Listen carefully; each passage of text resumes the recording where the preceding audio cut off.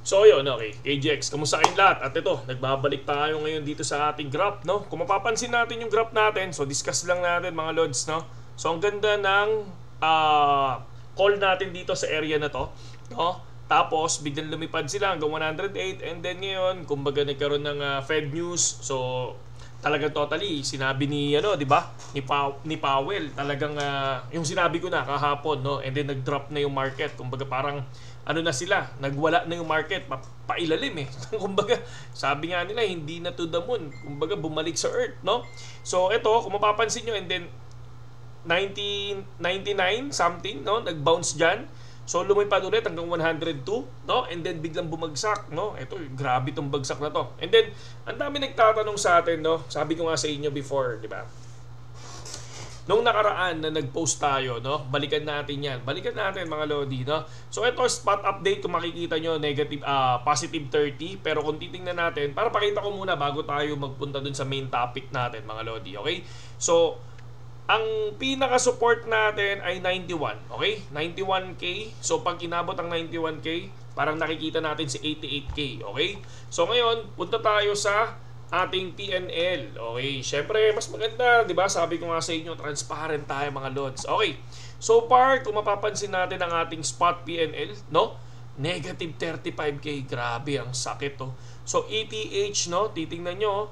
So negative, ito, kumbaga sabi ko nga, 'di ba, nag buy and sell tayo diyan. So ngayon, so far, negative 71. Ang sakit niyan, mga idol, 'di ba? Solid na solid yung sakit ng ating PNL. Pero kung titingnan naman natin ang overall PNL natin ay, so profit pa tayo ng 238,730.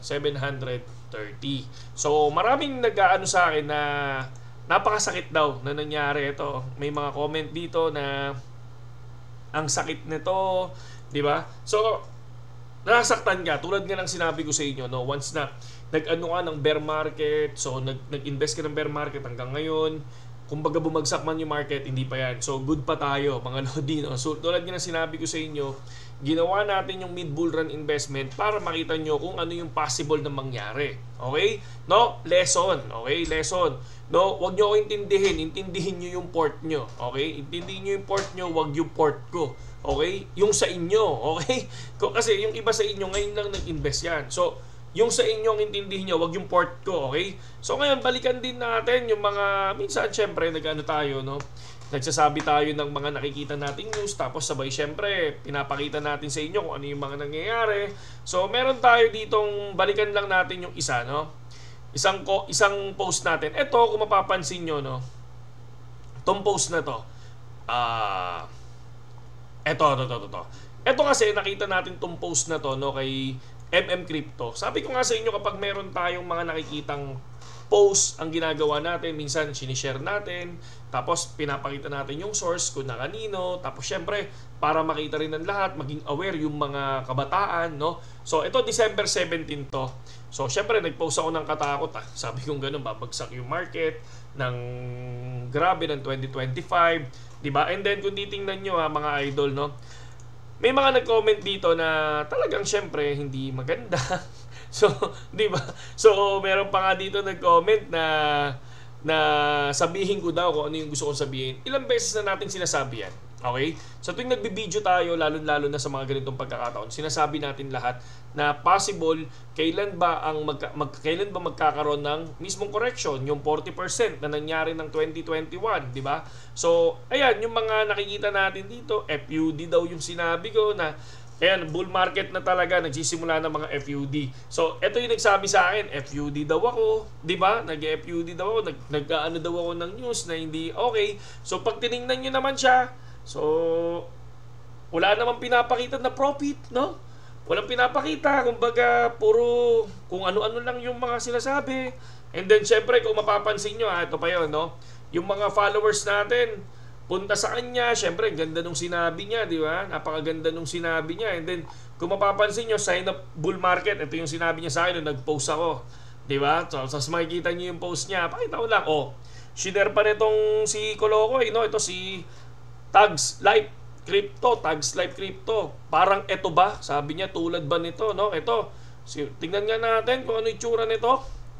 Oh, ayun, 1.1K. So, ito yung ano niya, no? Mukhang palipad na to. Si Ibana. Oh, marami nagsasabing mukhang palipad. Nalaglag lalo yan.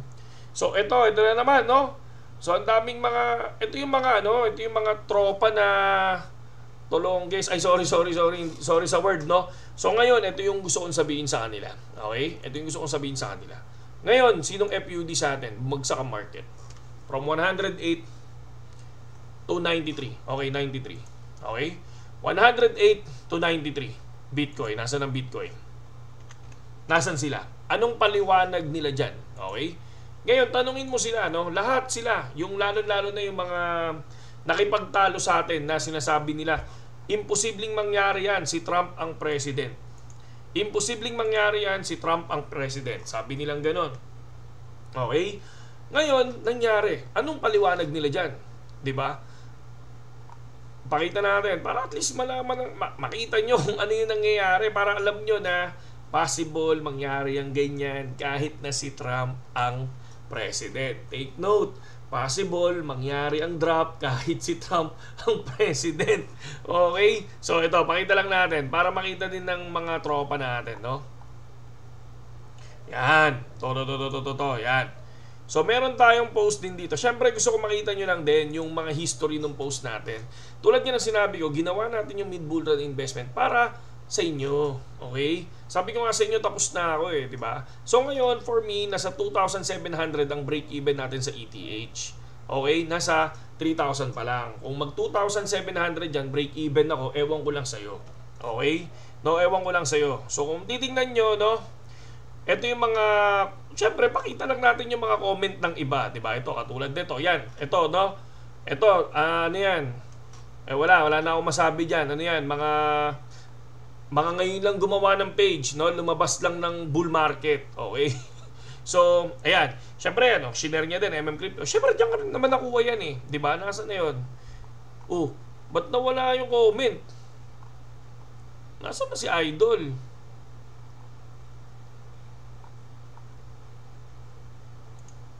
Oh, ba't nawala yung comment niya? Nawala yung comment, no? Nawala yung comment nung isa. Ito. That's a bold prediction. Ngayon, si Trump ang president. Sa mga newbie dyan, don't panic. Ayan, don't panic. Laglag ang market, di ba? Don't panic. Yes, nangyari siya. Okay? Tingin nyo ba yung mga newbie hindi nagpapanik ngayon? Okay? Tingin nyo ba yung newbie hindi nagpapanik ngayon? Di ba? So, kung kayo, guru talaga, di ba? So, dapat sigurado kayo sa mga sinasabi nyo, mga lodi. Di ba? Kaya nga tayo, lagi natin sinasabi, anytime pwedeng malaglag ang market. Anytime pwedeng maglaglag ang market. No? Tulad ng sinabi ko nung nakaraan, no? Kung natatandaan nyo yun, pag bumalik tayo sa 1 hour, sa 1 month time frame, mga idol, no? Pag bumalik tayo sa 1 month time frame, binilang pa natin to, mga lods. Binilang pa natin to from 10,000 to 61,000. Sabi natin merong 51,000 na nilipad si BTC, and gusto ko makita dito yun, no? Kaya nga, di ba, sabi ko sa inyo nun, hanggang 110 lang ako kay BTC, mag-exit ako. Kaya lang, yung 110 ko hindi nakuha, 108 lang. Pero planning na 110 mag-exit. Kaya lang 108 lang yung nakuha, and then nag-drop yung market. Di ba? So wala, talagang totally nag-drop, wala na rin ako magawa, di ba? Yan yun. So kung titingnan nyo, binilang din natin dito sa area na to from 53 to 98 or to 108. Sabi pa nga natin dyan, parang ready na bumagsak yan. Di ba? Kasi parang magkamuha sila nung nangyari ng 2020 to 2020 and 2024. Paano magkamuha? Parehas yung taas ng nilipad. Okay? Ang pinagkaiba lang, yung taas ng nilipad ni 2020 hanggang March yung inabot na yung lipad na yun. Kaya lang dito, inabot lang siya ng hanggang December, nakuha yung katulad nung nangyari ng 2021. Mga lods. Okay? So, ayan. Katulad nito, no? Nakuha niya yan. So, same sila nito. So, same price, no? Kumbaga, 2,000 lang yung lamang noon, nung 2021 to 2024 dito. So, kaya lang, nagsimula ang drop. Pero, syempre, tulad ng sinabi natin, hindi pa naman sign ng bear market yan. tulad ng sinasabi natin, ang history is nagkakaroon talaga ng nagkakaroon talaga siya ng correction, and then bago kukunin si all-time high. Ngayon, kapag nasunod tong correction na to, tong area na to, I think hanggang 120k si BTC, no? Or babalik lang siya hanggang 110k. So, yun lang ang pananaw ko diyan kay GX, okay? No? So, yun lang tayo mga idol, no? Tulad ng sinabi ko sa inyo, ako masyado akong bulgar pagdating sa portfolio natin para makita nyo rin kasi. 'Di ba? Yun ang importante sa channel natin, eh. Makita nyo siya, no? Hindi yung puro hype, no? Hindi puro hype katulad nung mga nakita nyo, no? Si Trump ang president, hindi mangyayari yan. Ayun, nangyari. 'Di ba? Hindi yung puro ganyan, okay? Hindi yung puro ganyan. Tulad ng sinabi natin nung November, susubukan natin mag-invest ng November ng mid bull run investment hanggang 2025. 'Di ba? Sabi natin magtitipid tayo ng 3.5, hindi. Sige, titingnan natin kung ano mangyayari sa atin. So, masyadong maano pa to. Masyadong malalim pa yan. Kung titingnan nyo, assets, no tayo sa asset spot. Tapos, okay lang yan, no problem. Sa PNL naman natin, negative 34 tayo dito, no? Sa 7 days, negative 56, pero positive 238 pa tayo. Okay? No, sa mga wala pang BitGet dyan at gustong subaybayan yung mid-bull run investment natin, kung lilipad pa ba yan, di ba? Lilipad pa ba yan o hindi?